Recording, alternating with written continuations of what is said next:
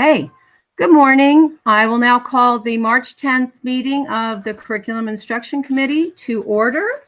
And of course, I can't, there's my agenda. Okay, so at this time, we have no public comment. Is that correct, Dr. Cuppett, that we will be sharing today? Yes, that's correct. Okay. And let's see, I see Mr. J. I still don't see Sue Johnson, but Mr. J, did you have any corrections to the minutes? No, it did not. I didn't either, so those will stand as printed. Do you have anything you want to share to start with, Mr. J? I just want to thank everybody for joining us this morning, and looking forward to hearing what you have to present. Thank you. Oh, there's Ms. Johnson. Good. Did you have any corrections to the minutes, Ms. Johnson, or anything you'd like to say? No, just happy Wednesday.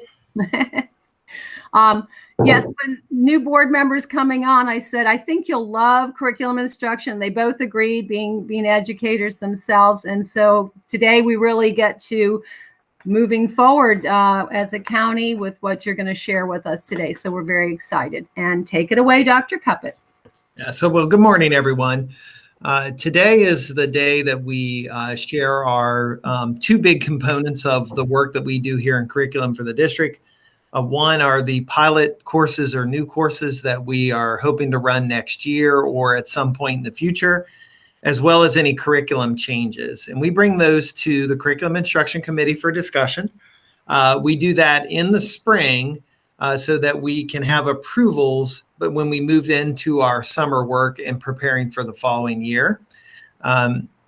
The approval that's made here at the Curriculum and Instruction Committee is then moved forward to the full board at not the meeting this evening, but the next meeting, so that your colleagues would have any opportunity to review anything prior to the board approving them fully at the next meeting.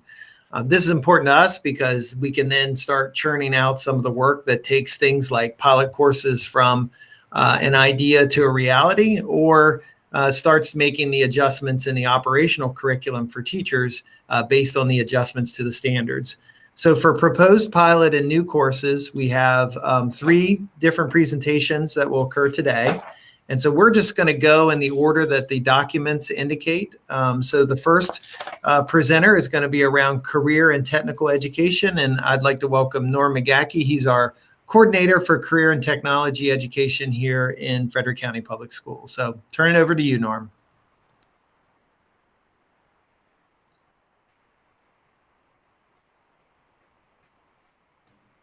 You can go ahead, Norm. Can you hear us? Can you hear me? Okay. All right. He's got a little technical difficulty. You good? The technical guy cannot have technical problems. Can you hear me now? Yes, we can. All right. Thank you, Norm. Are you making fun of me, Miss Yoho, already today? Everybody makes fun of me. No, it makes me feel better because technology and I have a tenuous relationship. So go ahead. All right. Thanks a lot. So I was saying thanks for having me here today. And basically, our business changes are a result of a few things. First of all, MSDE has changed the completers from 4 courses to 3 courses. So we really wanted to take advantage of that. And 3 of the 4 business pathways approved by the state are now 3 of the 4 pathways have 3 courses. The one still has 4 courses, as long as you have industry certification available. So we actually began talking with Kent Sufer, the business management and finance career cluster manager from the state, MSDE, back in the early fall. And he had informed me that they actually had a nonprofit organization, MBA Research, actually developed 4 courses for the state, and they paid in excess of $100,000 to have these courses. But the problem was it was before the pandemic. So they were created for in-person learning. And what we did, we were in the process of writing an innovation grant. So I said, let's take those resources that the state created, and let's transform our courses here and align them with the MSDE 100%.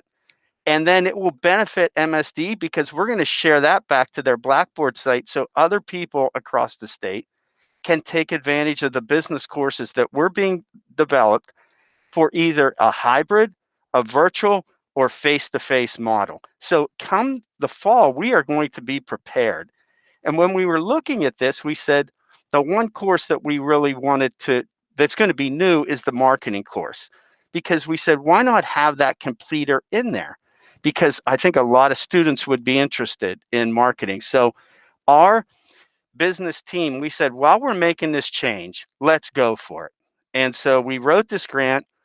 We're going to be ready for it. And it's going to provide so much flexibility. In fact, we're working with the virtual school because they were paying for a different platform for their business courses. But two of my curriculum writers actually teach at the virtual high school. So now, regardless of where you have business within FCPS, it's going to be standardized, it's going to be flexible, and that's why we've made these changes, and we're asking the board to approve these changes. So it's really perfect timing, actually, for us. And we believe we're raising the rigor and the financial literacy in the business pathway as a result of all this. So, thank you, Mr. McGachy. Appreciate that. Any questions for Mr. McGachy? Okay. All right. So actually, it looks like secondary social studies is Mr. next. Mr. J has a question. Go ahead, Mr. J.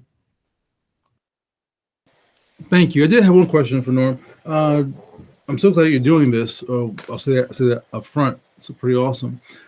Secondly, I wanted to ask, will there be social media marketing in that course at all?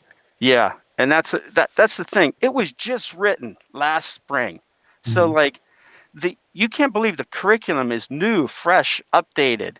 They even have one of the things I like at the end of every lesson. There's like even ethical dilemma questions. Nice. Where students have to think, because ethics and that is such a big thing today. So it's really great. I mean, the curriculum itself, we've never had curriculum like this as a foundation.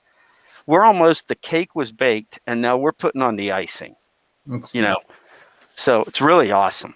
Yeah, good question. Thank you. Thank you. So if there's no more questions for Mr. McGachy, all right. So then originally I said Ms. Hirschman would go next, but it looks like secondary social studies is next. So Ms. Bernard, if you could talk a little bit about the Black African American Studies course, please. Good morning. We're putting forward preliminary approval, the expansion of our electives program for secondary social studies with a Black and African American Studies course. The reason we chose a studies approach versus a history approach is our goal is to make sure that all of our students can see themselves in our curriculum. That's why we're expanding offerings for students. But with history, we want that to live in our core for all of our students and to broaden that historical narrative in order to include everyone who contributed to that narrative. For the for the Black and African American Studies course, the approach is a cultural anthropology approach. It's multiple social sciences. It's a course that would also predate slavery and go back into the rich history of African people up through their impact through the African diaspora. It would be a robust course that would include music, art, literature. It's truly a humanities course, religion, language. And so we felt that it would also appeal to a broader number of students because it doesn't have that history title at the end of it. It has this studies title that also seems to be where, when I was doing the background research, where higher ed was going. They often refer to this course in higher ed as Africana Studies, but they also do Black and African American history, or African American Studies, sorry. So the goal would be for us to get preliminary approval from you now to start working with our higher education partners to leverage their expertise with our teachers in the development of the course. We would start this summer developing a skeleton. We would flesh that skeleton out through the fall, give you an update in the fall. And then our hope would be to have that course in the catalog for fall of 2022.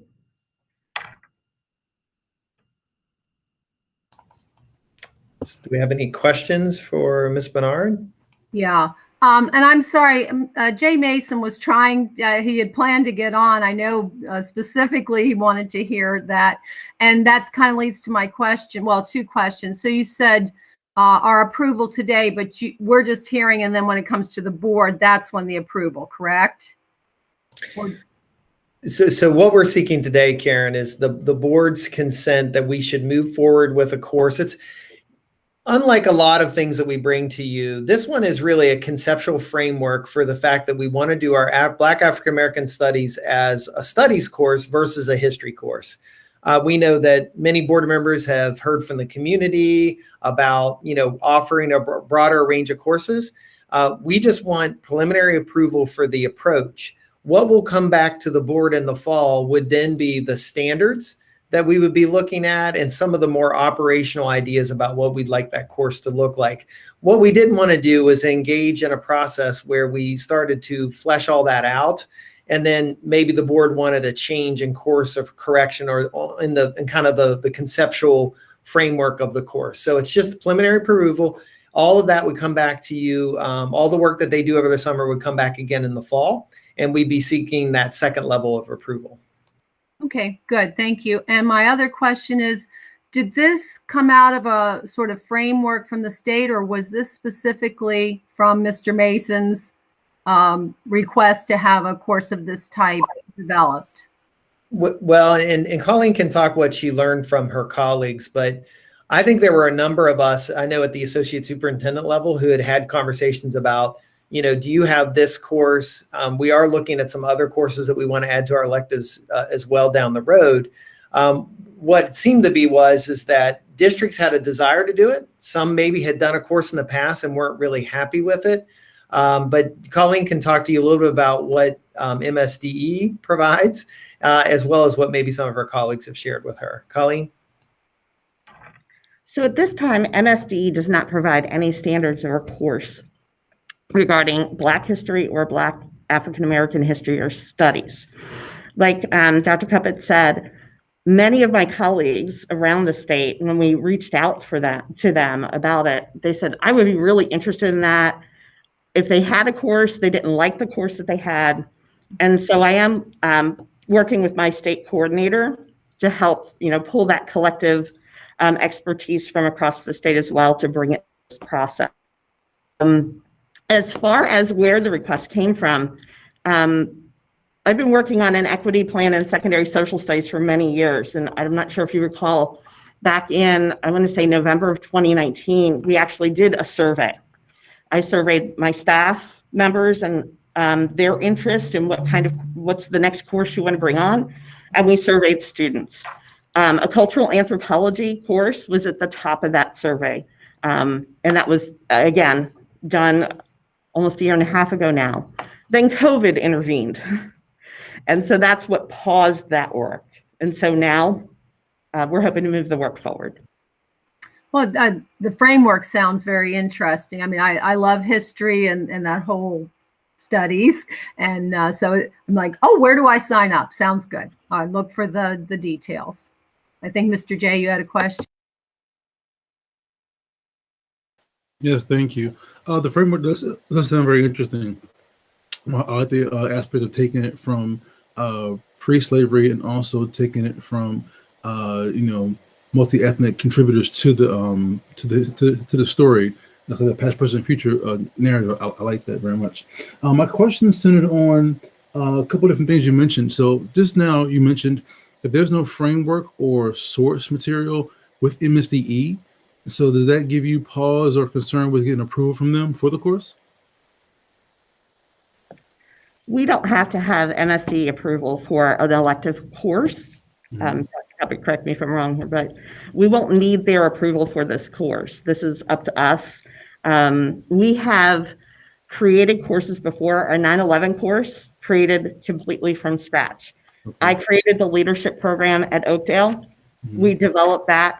Again, we pulled from Phi Theta Kappa in aligning that course structure to the requirements of their program, but we wrote that whole program ourselves. So it really would be up to us.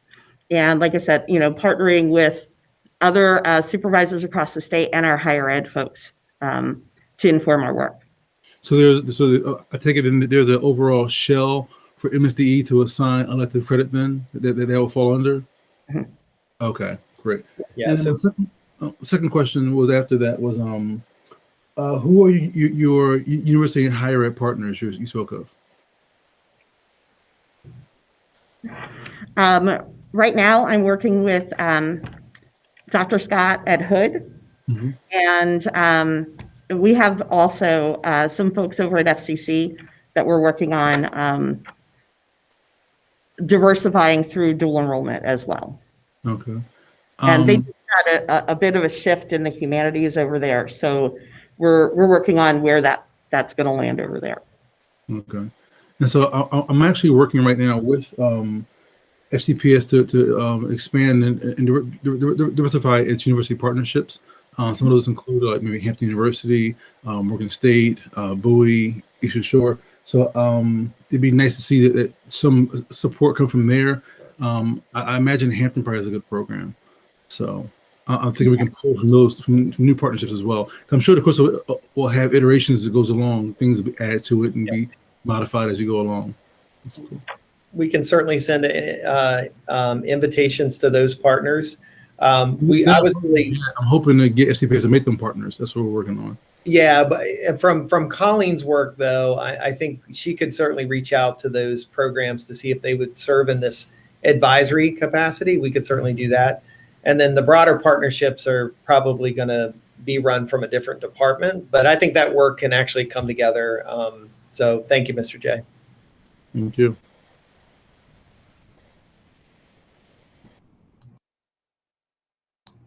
So Sue, do you have any questions related to this one before we move to visual performing arts? Yeah, well, it was just, I was actually looking at the FCC schedule as well for the dual enrollment to see exactly what we offer, because I know FCC did have like a significant grant to do curriculum development, and we sent a bunch of faculty over to Ghana, and it actually like related to not just African American studies, but it was more anthropological in nature, where we had sent a nurse over, to look at like healthcare and then technology. So there was, so we had an interdisciplinary group go over there. So I was checking to see what we offer, because we do have some good offerings. And I know I was thinking, well, I'll immediately think, well, what can we do? Dual enrollment, but I would like to see FCPS develop pockets of excellence in this area. And so while I see the advantage of the dual enrollment, I would like to have in-house expertise. I would like to have, faculty of color or teachers of color teaching these, particularly African American studies. So it's kind of like a double-edged sword, where I would always immediately look for how can we go with partnerships, like Mr. J, you were talking about. I want to make sure we're developing like a real solid in-house expertise. And I don't know what we have at FCPS. So maybe you could address that. Like, where are we now? Who do we have like that are experts in this, kind of curriculum already? And if not, how, instead of just developing like the course, how are we going to develop like a department in this? That's kind of like where. So it's not really a question. It's kind of like, let me know where we're at broader. Yeah, I think you're making a great point, Ms. Johnson. We know that across a lot of our content areas, we know that we have certain people that have certain expertise in the field. You certainly know from Mr. McGacky's work that some of our teachers are very good at developing the computer science materials. They are kind of our leaders. And then he works on a training plan for building that capacity across other teachers. Colleen, you want to talk about your approach to how the teaching of the course would go and the faculty would be kind of prepped for this type of a course? Usually when we bring on a new pilot course, it's usually because there's faculty interest and student interest and faculty expertise.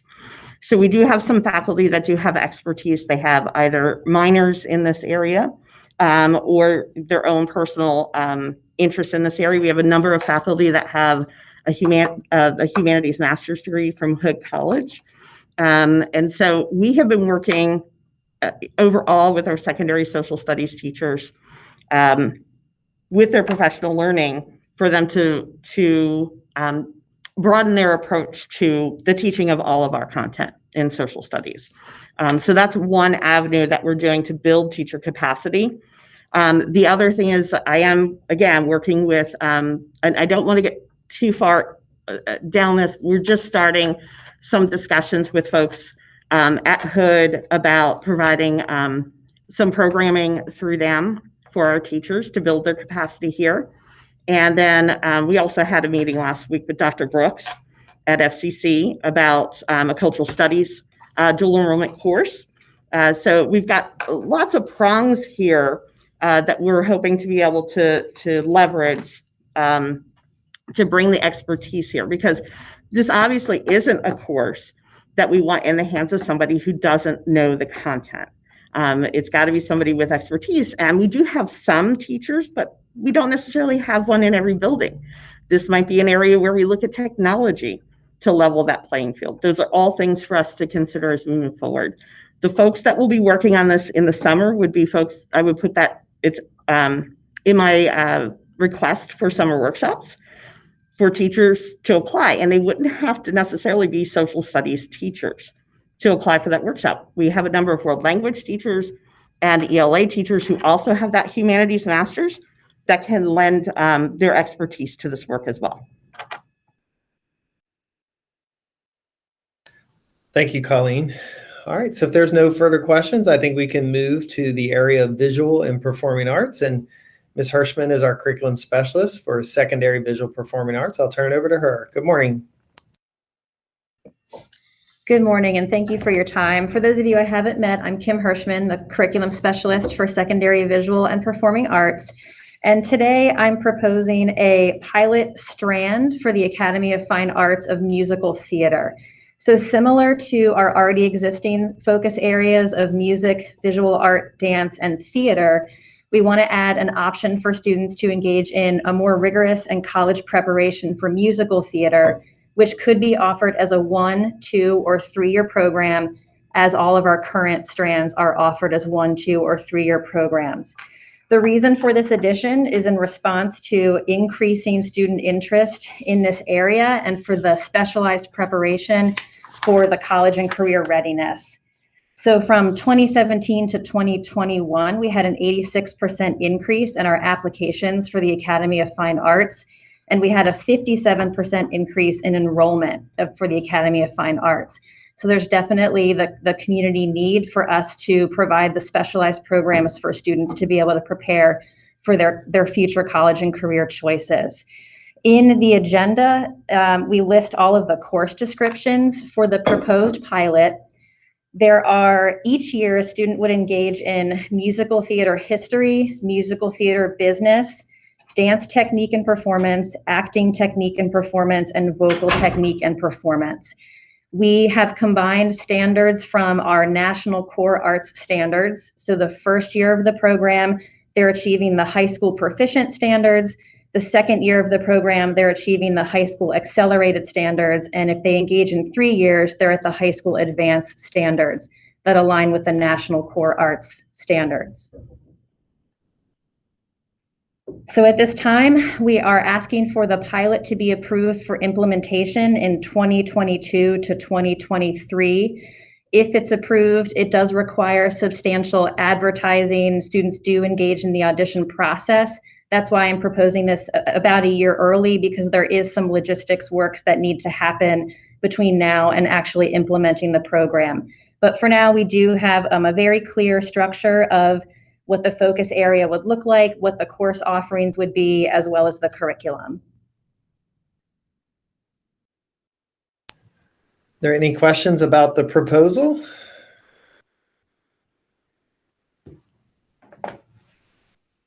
So thank you for sharing, Kim. I do have one question, kind of tongue in cheek here. I would only approve this if you've included Bernla Force in your development program. Is she part of the program? She is a fantastic middle school choral director, but if we're able to open up the staffing option to hire somebody, we'd certainly encourage all of our teachers to I apply would for be a teacher from Thurmont. That would get me kicked out of town. No, I'm just talking about in terms of leaning on her expertise, and I'm quite sure you're going to have a plethora of students coming from her who are interested in this course. Absolutely. Thank you for sharing. Hi, Kim. So what led you to, like, where did you come up with the idea that this would be the next place to go for the Academy of Fine Arts? A few years ago, and it was prior to my position in this office, so the year is escaping me, but a few years ago, we added the dance strand to the Academy. I think it was maybe 2017 was when we added the dance strand. So now we're at a point where we have all of the components for musical theater already happening at the Academy. So we have students who are interested in dance, who are interested in voice, who are interested in theater, that now that we have all of those standalone components, there's an increase in asking for kind of a combined element. Musical theater is more specialized in some ways. A student who wants to go into a musical theater program, for example, at James Madison University, the audition process and the skill set is a little bit different from a straight theater major or a dance major. So just now that the attention is there on what focus areas are, we want to just kind of respond to the need to create a more specialized avenue. Very good. That sounds good. Thank you.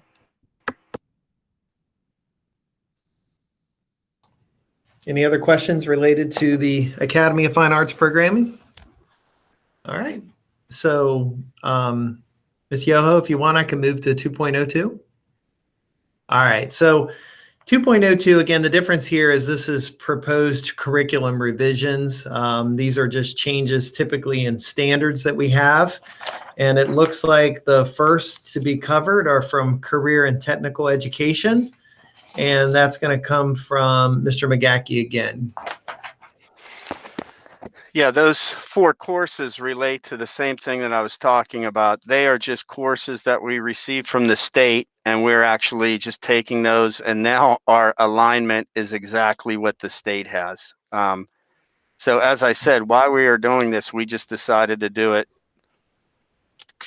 That not that we weren't teaching some of these, but they were homes developed, sort of developed in-house. Now we are aligning strictly to what they have. I mean, that's really short and sweet how it is. So, and Mr. McGackie, I'm assuming that some of the same standards that are listed here we were already teaching. Exactly. Others we may have been teaching and might now have been eliminated, and we might have added new ones. So that's typically what happens in a curriculum alignment. So we would be seeking approval for these. Yeah. All right. Seeing no questions. All right. So the second is secondary mathematics pre-calculus. And Stacy Sisler is our curriculum specialist for secondary mathematics. Welcome, Stacy. Good morning, everybody. I'm glad to be here. And as Dr. Cuppett said, we're proposing a standards realignment for our pre-calculus course.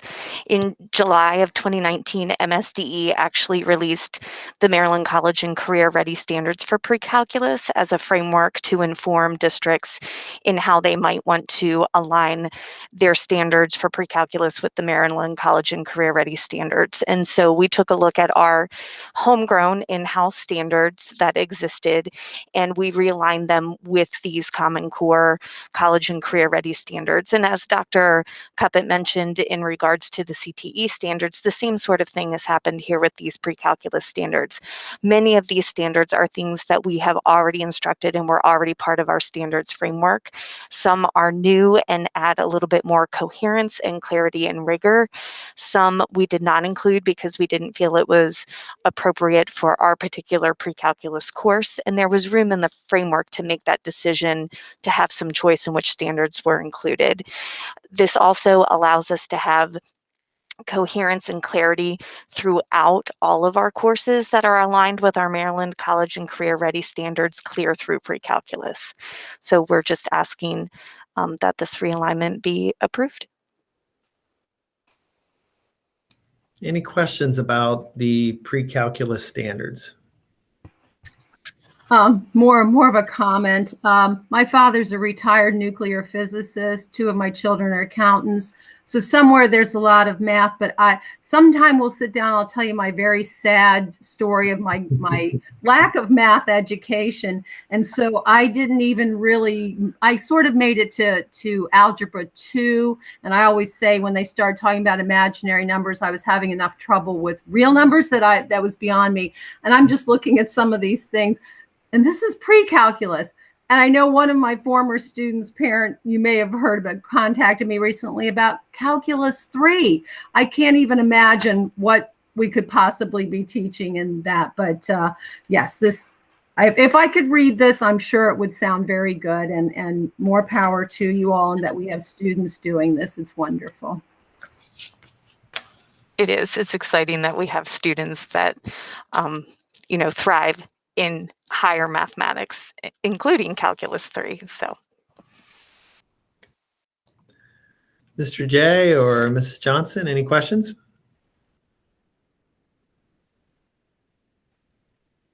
All right. I don't have anything. No. Okay. It looks fine to me. All right.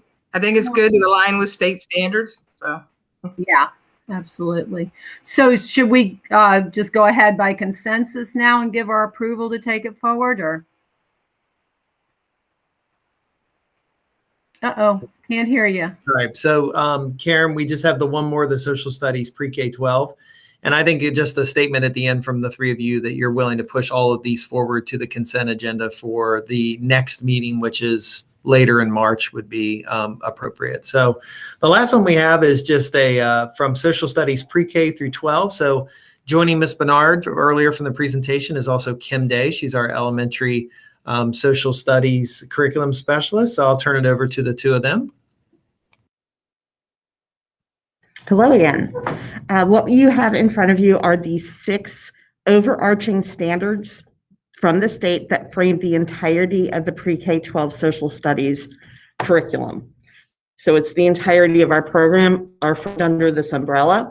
These are the standards that are also used to construct our state level testing for the 8th grade test when that eventually arrives, and for our government high school assessment. Everything is framed within these standards. Last July, the state updated these standards, and so we wanted to put them in front of you. That was a little late in our process to put them in front of you. They really haven't changed very much from the last iteration of these standards. They review them every 5 years.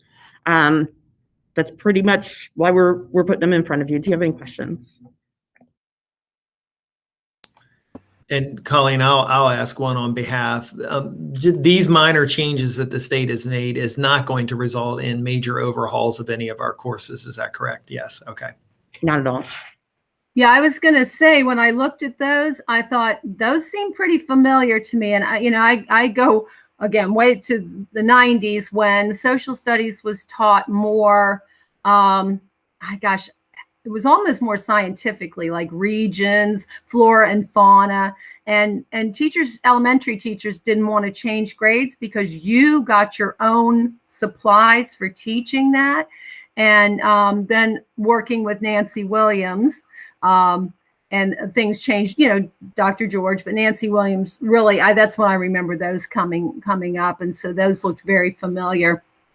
There's been a large sort of resurgence of interest in civics education. Could you talk a little bit about how that is, I know that's a little out of the realm of this, but how that manifests itself through the grades? Maybe start with Kim and then move to Colleen.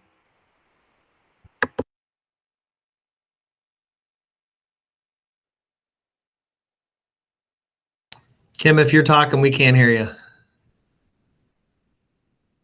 Sounds like you have the same headset Mr. McGackie did. Nope, nothing yet. Well, let's bounce over to Colleen and we'll go backward until Kim can sort out the tech stuff there. I will tell you, there have been Google Meet has been a little twitchy today. I'm just going on record that in some of my earlier meetings we were running into some difficulties. So Colleen, you want to start and talk about civics, and we'll work our way back to Kim, please. Sure. So each of these standards is intertwined throughout our 6th through 11th grade program. So when we talk about civics, we look at that through the lens of the content of each grade level. So in 6th grade, we have ancient world history. We're looking at structures and functions of governments, government as a component of civilization, and how society is created and then grows into civilization. So we would look at, especially in 6th grade, that ends really with the founding of democracies in Greece, Republic in Rome, that then obviously ties later into our American history courses.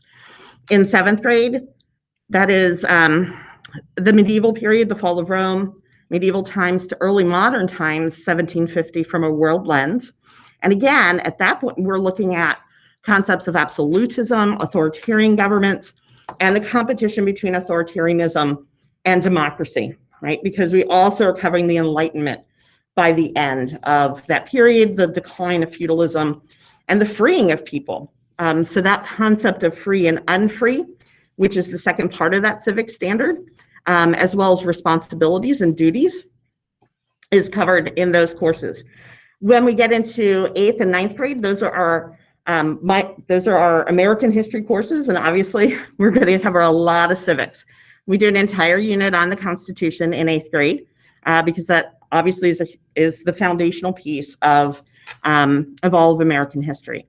We come back and revisit the civics continually through every era in American history as we move through those up to the present time, where we finish in 9th grade. 10th grade is our civics and government class. That is what we do in 10th grade. And then 11th grade, we go back to that worldview with a modern world history course with a focus of 1750 to the present. And again, looking at, especially, we're really trying to get to that end piece and looking at globalization. And we bring that civic lens again into the conversation. And this time is, what does it mean? What does global citizenship mean? What impacts does globalization have on different forms of government and how they interact with one another? I hope that answered your question. Kim, were you able to reconnect? I'm not sure. Yep. Okay. I was like, I haven't been able to check it. So what we're seeing in these standards that are in front of you is what was taught in every year. So we have civics in every grade level, starting in pre-K, all the way up to the way Colleen had described. And so we definitely have a component or even a unit in every single grade level that would focus on civics. It obviously, when you get up into the upper grade levels, we're talking much more about our government and how it was formed. At the lower grade levels, we also talk about government, but we also talk a lot about rules, and you take it down to their level to talk about what rules, so that then they can understand what laws mean and how they're made and all of that kind of thing. So so we have a civics component within every single grade level. If I may jump back in here too, I think the other important component here is, we have the civics content pre-K to 12, but that 6.0 standard really is an umbrella standard. And that's how we have students accessing the content and lensing and how they show us their understanding of it. As we know, one of the key skills of a citizen in our society is to be a critical consumer of information. Democracy is predicated on the education of its people. That's what allows it to continue.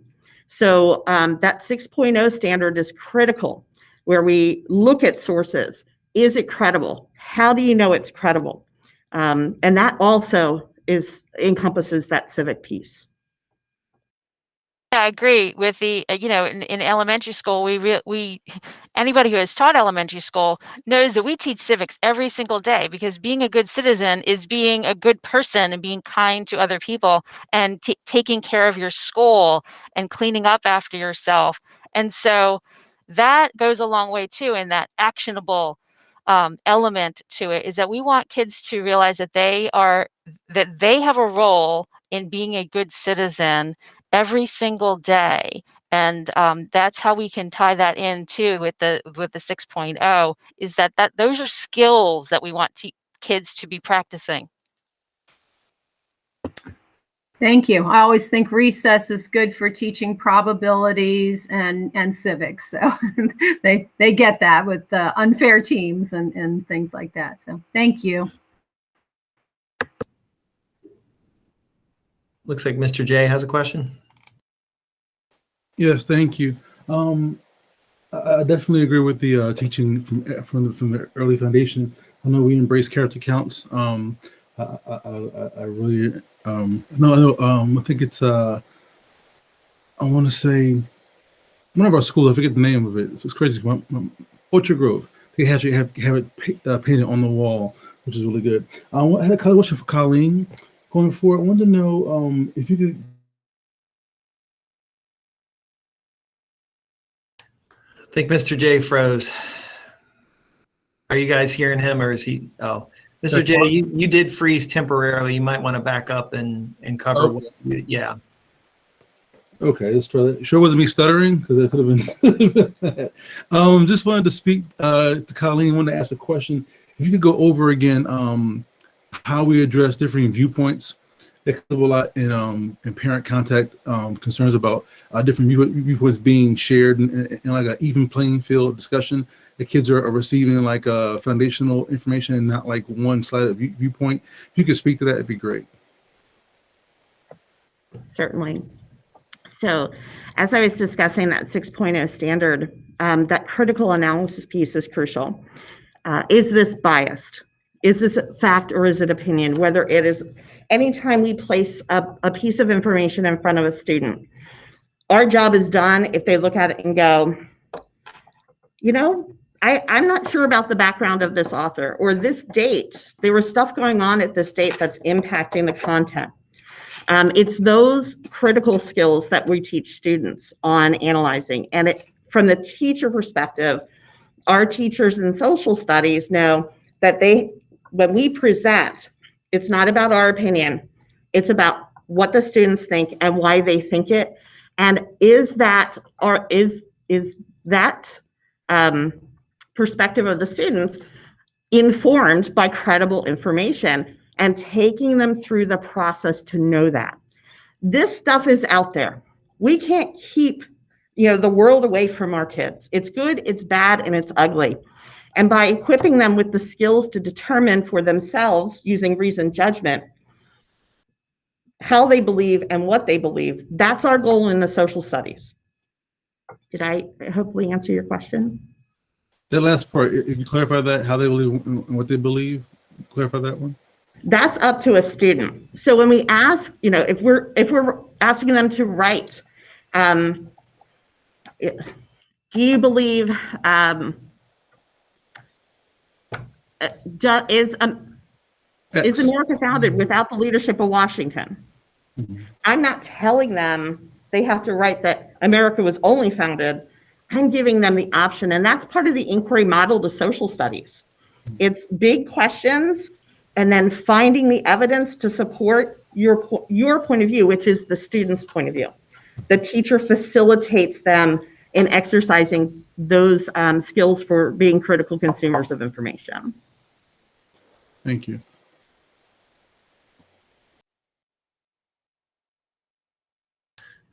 So any other questions? Okay. All right. So at this time, for both the last two presentations, on behalf of our specialists here, I want to thank them for the hard work of getting these documents together, but the harder work to come to actually start making changes in those and developing these courses. So we would just be seeking consensus from the committee to move this forward to the consent agenda for not this week's meeting, but the next board meeting. Right, on the 24th. Yes, ma'am. Consensus from the Johnsons? All right.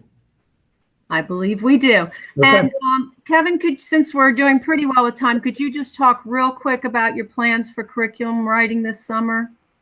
Yes, ma'am. Do you want just a broad overview for, okay, so. Yeah, and kind of how are you doing virtual in person? Yeah. Yeah, so every year, for as long as I can remember, school districts in Frederick County is no exception, hold curriculum writing workshops where our specialists will lead a group of teachers in developing everything from curriculum alignments of standards to developing of scope and sequences or lesson seeds or identification of resources. We really talk about how in curriculum writing, we take this idea of standards and we develop materials and resources to operationalize the curriculum as it's seen in the literature. And so we usually have somewhere right around 400 teachers who participate. Last year, by necessity, we moved to virtual. And so the specialists would have periodic check-in times with different curriculum writing teams. But the teachers were able to then go and work on as long as they met their deadlines, they could go work on the curriculum writing materials for that particular content area. Those materials are then reviewed by our specialist and usually a team of a few people for kind of quality control and quality assurance. And at the end of that time, our specialists, probably behind the scenes that most people don't realize, then do a lot of work to be able to make sure those materials are prepped and finalized. Much of the curriculum work that we've done is manifesting itself now in our Schoology blueprints, so that teachers will be able to grab and take those and pull them into their courses for their teaching. And ever since the shutdown, my team has been very vigilant and you heard this in Mr. McGacky's presentation today, thinking about the different formats of learning. So could this be something that could be pushed virtually? Could it be done in a hybrid? Can it be done in face-to-face? And what are the iterations of that? Also during this curriculum writing workshop, over the last couple of years, as you heard Ms. Bernard references, we continue to lens our work from under the board's equity policy. And so where do we find greater representation for our students so they see themselves in curriculum? How do we develop processes and procedures so students have access to the kinds of coursework that lead towards certifications or completion of graduation degrees or dual enrollment? So over the summer is a big time for us to work with teachers to get that work done. In the past, the board has actually held their July C&I committee at our workshops. Obviously, we won't do that this year because they're going to be virtual again. That work launches in the month of July. And in some cases, the work that specialists are doing is actually the initiation of work that actually continues through the school year. And so, for instance, specialists might be able to get through the first term or the first two terms and have things ready for teachers. But then in the first term, while they're using what we created in the summer, our teams are hard at work with teachers getting spring materials ready. So in our world, curriculum writing never really stops. And so it's a process that our specialists and their teams are excellent at managing. So that's an overview of what we do in our curriculum workshops. Thanks, Ms. Yoho. I think that was great to have that as an opportunity to share. Yeah, thank you very much for giving that explanation. Anything else on the agenda then? That's it for today. The other thing we do is we do look ahead to the next meeting where we'll have updates from visual performing arts more broadly. You heard about the Academy. That's only one small part of, well, I can't call the Academy small. Let's just say that's one fantastic part of our program. But all of the things that Ms. Hirschman and Ms. Thomas are responsible for, that's only a subsection. We will have an update on intervention gen, I believe, of Bingman. Is that still on track? And we'll bring that Lexia Core 5 presentation back to you so you can see how we're how the success we're seeing with one of our digital tools. Other than that, that's what's next week. Very good. Okay. Anything else for the good of the committee or? Sue or Mr. J, anything you want to say before we actually get some time? Just a quick question about our previous email. Will you respond to that, or Dr. Cuppet? Are you talking about the email from the parent? Yeah. I would be happy to reach out to that parent. I'll probably just pick up the phone and call and just explain what revisions could be made, and that we'd be happy to read that publicly at our next CNI meeting if they would do that. Okay. Thank you. I'd be happy to take care of that. All right. Thank you all. Thank you. Thank you, everybody. And we are adjourned. See ya. Thank you, Ms. Yoho. Everybody have a good day. Bye-bye. Bye, everyone.